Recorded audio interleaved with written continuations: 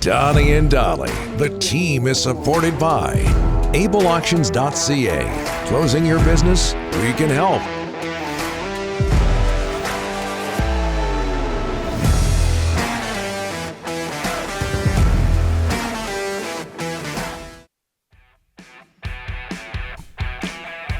All of our guests today, including Paul Dolan, standing by to talk about the Whitecaps, sponsored by Passat Motors. May Day. It's May Days at Passat Motors. Purchase a vehicle in the month of May and choose one of 3 great promotional options.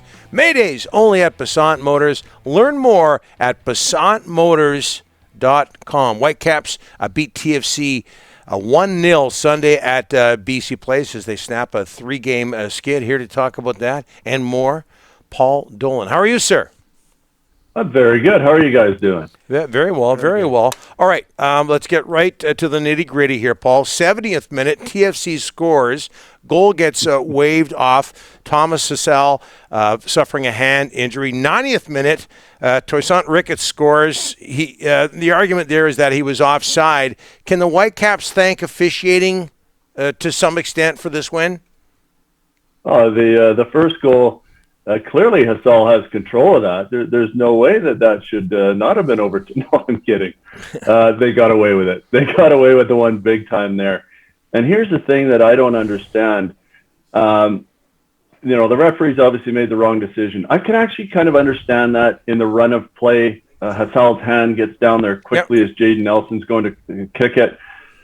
But VAR is put there so that you can have a second look and make sure on a goal, on anything that's controversial, as that was right from the whistle, the time it was blown, to make sure that they get the call right. Now, from what I understand, and I don't know the VAR official, I've never heard the name, so I believe he's an inexperienced VAR official, for the first thing.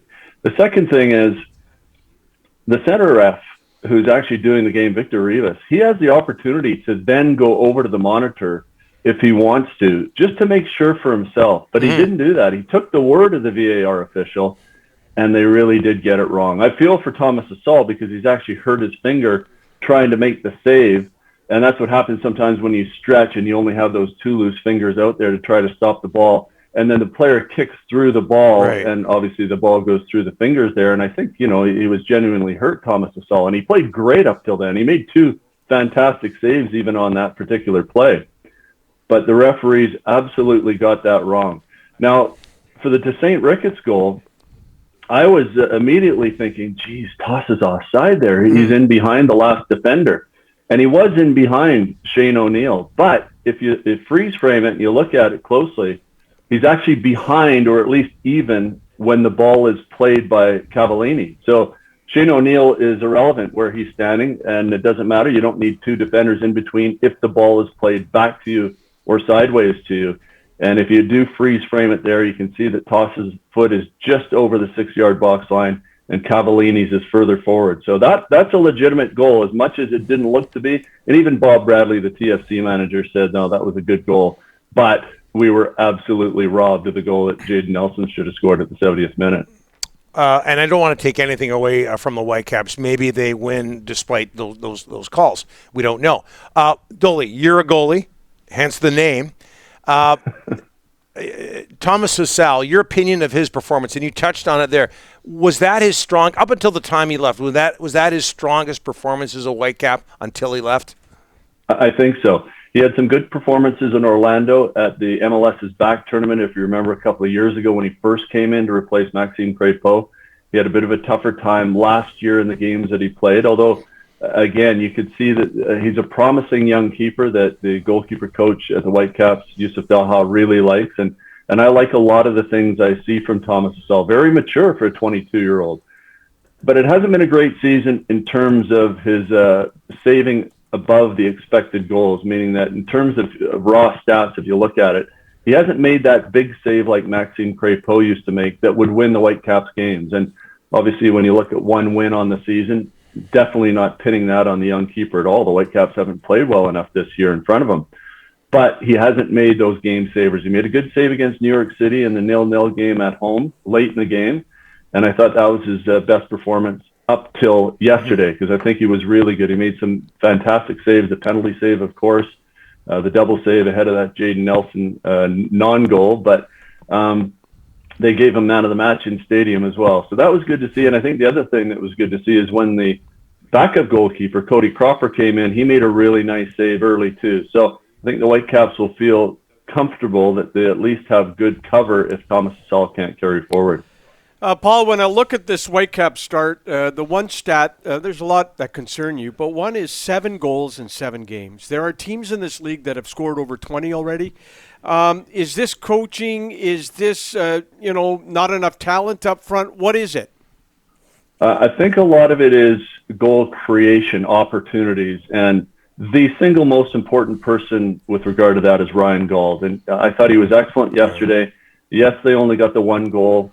All of the chances, it seemed, that were created, though, had Gauld in that mix to some degree. And, of course, he's been injured for most of the start of the season. I think that's been the biggest thing that has hurt the Whitecaps this year. I hate to give them, just an excuse of injuries, because that happens across the board in teams right throughout the league. But when you don't have your very best chance creator in Ryan Gauld fully up to speed with the concussion issue he had, the injuries to start the year, it was great to see that he was able to have such a prominent role in the game yesterday, and that I think with him in the lineup, Cavallini will play in the midweek game against Valor in the Canadian Championship. He looked good when he came on. He got the obligatory yellow card within seconds of making that appearance, but they do have Andres Kubas coming now. He's not a chance creator necessarily, but when you solidify the defense as the Whitecaps did yesterday, you're a little more confident when you go forward too. But they still, in my opinion, need 1 or 2 more. Christian Dahome has just had a tough season. I think he needs to be on the right side as a winger. I think that's his best position. He's been on that left side as a wing back, doing a lot of the defensive responsibilities. He had a couple of really good chances yesterday and swung wildly at them. It's hard to know why he hasn't been able to come good when we saw how good he could be towards the end of last year. I thought he was in contention to be one of the Whitecaps MVP candidates, and was, but obviously Ryan Gauld right up there as well. So they just need to get all their best players firing, and Brian White, of course, he's been injured for most of the year. Once he gets going in combination with Cavallini and Gauld, I think you'll see more in the attack. And you mentioned Valor there. That's who's at BC Place on Wednesday out of Winnipeg, Canadian Championship. What can you tell us about that side? Well, they're not in the upper echelon of Canadian Premier League teams, but the manager is Phil DeSantos, who was the assistant coach with the Whitecaps to his brother Mark DeSantos when he was here. So that's an interesting storyline. Their goalkeeper also dressed as a Whitecap when Maxime Crépeau was injured in Orlando, and so Hasal played, and Chirwa was brought in as an emergency backup in 1 or 2 of the games there. So that's an interesting storyline too. But I think the biggest storyline for the Whitecaps has nothing to do with the team they're facing, but the fact that they're from the Canadian Premier League and that they haven't cleared the hurdle the last 2 times they've played.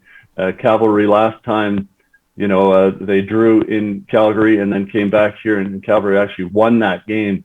So that was the one that sunk Mark DeSantos, got him fired after that. Sorry, that was 2 years ago. And then last year, of course, was Pacific FC, Victoria, on the island, and that's the one that got Mark DeSantos fired. So Vanni Sortini knows it. It's a huge game. I don't think his job's on the line if they don't get through this go-around. I think they'll give him a longer time to, get back up to speed with the Whitecaps in MLS action. But this CPL first hurdle is a huge one for the Whitecaps to overcome. Yes, thanks for the history lesson. Dolly, thanks for this. Appreciate it. All the best. All right, guys. Take care. Paul Dolan, again, it's the Whitecaps and Valor out of Winnipeg on Wednesday. And Paul mentioned the significance of that game. They host the Whitecaps to San Jose MLS action Saturday at BC Place. We're going to update the poll question next. A break. Donnie and Dolly, the team, on Check.